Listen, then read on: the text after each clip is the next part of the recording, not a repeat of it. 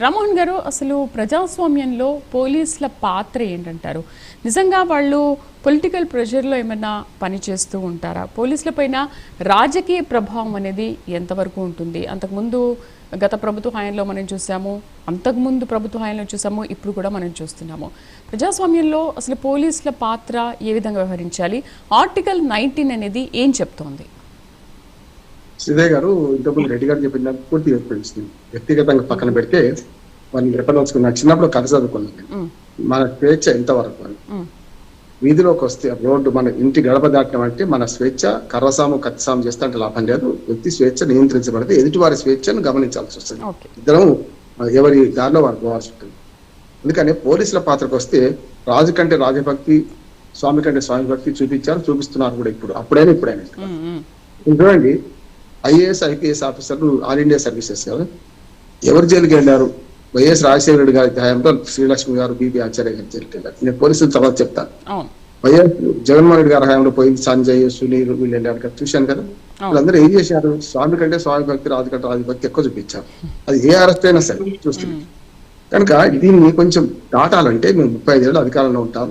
రేపు పొద్దున మళ్ళీ వీళ్ళు రాజకీయ నాయకులు 5 ఏళ్ళు, వీళ్ళు 5 ఏళ్ళు. గమ్మత్ ఏంటంటే మన ఆంధ్రప్రదేశ్ ప్రజలు 2020 మ్యాచ్ ఆడుతున్నారు. మొదటి 5 ఏళ్ళు కూటమి ప్రభుత్వం, 2 5 ఏళ్ళు జగన్మోహన్ రెడ్డి గారు, మళ్ళీ తర్వాత మళ్ళీ ఇప్పుడు కూటమి ప్రభుత్వంకి వచ్చింది.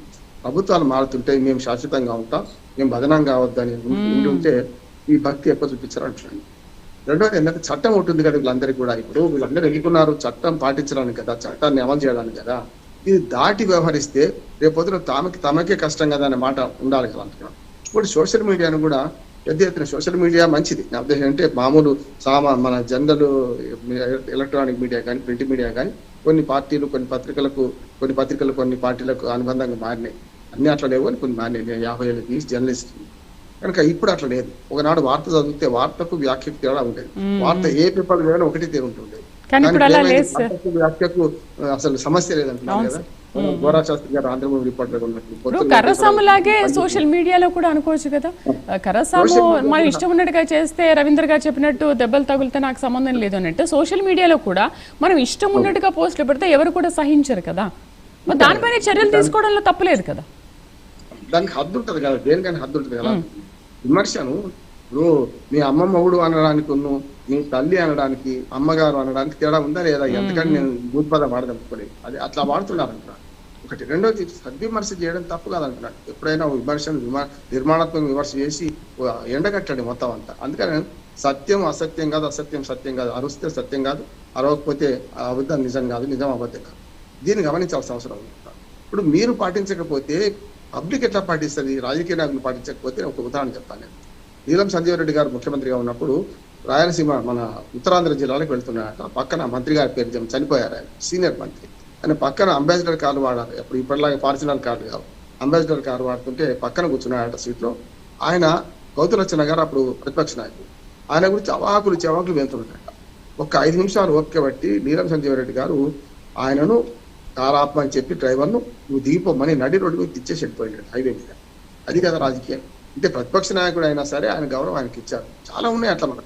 మొన్నటికి మొన్న 100 సంవత్సరాలు ఆంధ్ర యూనివర్సిటీ శత సంవత్సరం చేసుకున్నది, 100 సంవత్సరాలు పూర్తి చేసుకున్నది. మొట్టమొదటి వైస్ ఛాన్సలర్ మన కటమంచి రామలింగారెడ్డి గారు.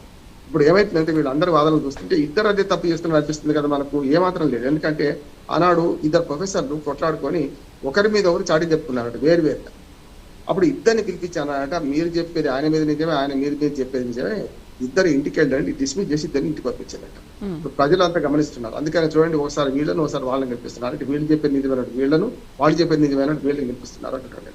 దయచేసి ఈ డైరీలు ఇవన్నీ మానండి, మీ పని మీరు చేసుకుపోండి, ప్రభుత్వాన్ని నడిపే ప్రయత్నం చేయండి. ఎప్పుడు కూడా ఏ ప్రభుత్వం అయినా సరే కొంచెం నా ఉద్దేశం డిఫెన్స్ లో పోకుండా అఫెన్స్ లో పోవాలి. నేను మొట్టమొదటిసారి, రెండోసారి కూటమి ప్రభుత్వం అధికారంలోకి వచ్చిన తర్వాత శిలాపలకాలు ధ్వంసం చేస్తుంటే హెచ్చరించాలి. ఇది మొదలైందంటే మళ్ళీ కష్టమని. నిన్నగాక మొన్న మనం ఉచితంగా శ్రీదేవి గారు ఒక మాట చెప్పి ముగిస్తాను. నిన్నగాక మొన్న పశ్చిమ బెంగాల్లో బీజేపీ ప్రభుత్వం వచ్చినాక మోడీ గారు ఒక మంచి ప్రకటన చేశారు. అది మంచిగా అమలు జరుగుతుందా లేదా తర్వాత సంగతి. ఏం ప్రకటన చేశారు? కక్షపూరిత రాజకీయాలు చేయకండి, దాడులు చేయకండి అని స్పష్టంగా చెప్పింది. చెప్పిన తెల్లారి ఇక్కడ సువేంద్రాధికారి హత్య చేసి చూసినాం కదా మనం. అంటే రాజకీయాలు మధ్యయుగ రాజకీయాలకు వెళ్తున్నా ఇవాళ ఆంధ్రప్రదేశ్లో బాధతో చెప్తున్నాయి, కోపంతో చెప్తున్నాయి. ఇవాళ ఆంధ్రప్రదేశ్ లో కులగజ్జి రాజకీయాలు పెరిగింది. ఒకటి ప్రతిదానికి కూడా అంటారు. ఆఖరికి ఆ విజయ్ గెలిస్తే కూడా మన దగ్గర పోస్టర్లు వచ్చినాయి. ఎంత దుర్మార్గం చెప్పండి.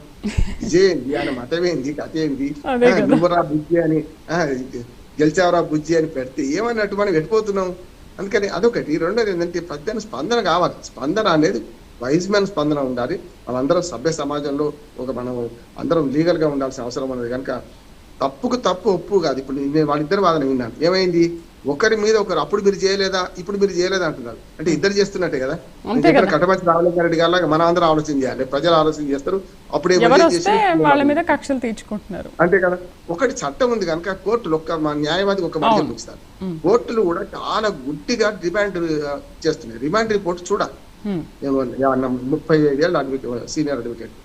కోర్టులు కూడా ఏం చేస్తున్నాయి అంటే ఒకసారి రిజెక్ట్ చేసి రెండోసారి మళ్ళీ వస్తే పంపిస్తున్నారు. చంద్రబాబు నాయుడు విషయంలో 2 సార్లు రిజెక్ట్ అయింది. అప్పుడు తర్వాత 3వ సారి పంపించారు. ఏమంటే ఆ స్కిల్డ్ కేసు ఏమైంది, స్కిల్ స్కామ్ ఏమైంది చూసింది కదా. ప్రభుత్వంలో వచ్చిన పోడు వేరు. కానీ రిమాండ్ గుడ్డిగా వచ్చింది కనుక రిమాండ్ చేస్తా అంటే ఎట్లా? వ్యక్తి స్వేచ్ఛ కంటే మించింది లేదు కదా. మీరు రిమాండ్ చేసేటప్పుడే జైలుకు పంపేటప్పుడే కోర్టులు కూడా కింది కోర్టులు నేను చెప్తాను, కింది కోర్టు ఖచ్చితంగా ఆలోచించాలంట. అందరికీ ఆర్థిక స్తోమత ఉండదు. ఒక సోషల్ మీడియా నడుపుతుంటాడు ఒక ఆయన, ఒక రాస్తాడు, రాస్తే ఆయన తీసుకుపోతే హైకోర్టుకు సుప్రీంకోర్టుకు పోయేంత వాళ్ళకి ఆర్థిక స్తోమత ఉంటుంది ఉండదు కదా. అందుకని కింది కోర్టుకు కళ్ళు చెవులు అన్ని పని చేయాలంటున్నాను. వాళ్ళు రిమాండ్ చేసేటప్పుడు చాలా యాంత్రికంగా కనీసం రిమాండ్ రిపోర్ట్ చదవకుండా, తోటి మిత్రులు చాలా మంది జడ్జిలు అయ్యారు. రిమాండ్ రిపోర్ట్ చదవకుండానే గుడ్డిగా రిమాండ్ 14 days అని రాసి పడేస్తాం, 2 weeks అని రాసి పడేస్తాం. దుర్మార్గం కదా. అట్లాంటప్పుడు వ్యక్తి స్వేచ్ఛ అరికట్టబడుతుంది కదా. ఈ వ్యక్తి బయట సమాజంలో ఉంటే పెద్ద నేరస్తులు అవుతారు, లేకపోతే హత్యలు చేస్తారు, దొరకడు అన్నప్పుడు వాళ్ళు రిమాండ్ పంపాలి. కానీ బెయిలబుల్ కేసుల్లో కూడా మీరు అక్కడ బెయిల్ ఎందుకు ఇస్తలేరు అని చెప్పి అనాలి కదా. అనకుండా రిమాండ్ చేస్తున్నారు. బెయిలబుల్ కేసులు 7 సంవత్సరాల లోపు అయితే రిమాండ్ చేయాలి, లేకపోతే 41 నోటీస్ ఇచ్చి సభలు పెట్టి కోర్టుకు పిలవండి. ఎందుకంటే కోర్టులు కూడా కోర్టులను చాలా హైకోర్టు సుప్రీంకోర్టు హెచ్చరించింది అనవసరంగా రిమాండ్ చేయకండి అని చెప్పి. అది కూడా వాళ్ళు పాటిస్తలేదు. అంటే తిలాపాపని తలా పిడికడు. పార్టీలు ఎంతుందో సమాజంలో అంతే ఉంది. మా కోర్టులు అంటున్నారు. కోర్టుల పరిస్థితి కూడా రైట్. రామారావు గారు, ఏంటి విపక్ష వైఎస్ఆర్సీపీ ఎన్ని ఫిర్యాదులు చేసినా కూడా పోలీసులు ఏమాత్రం పట్టించుకోవట్లేదు.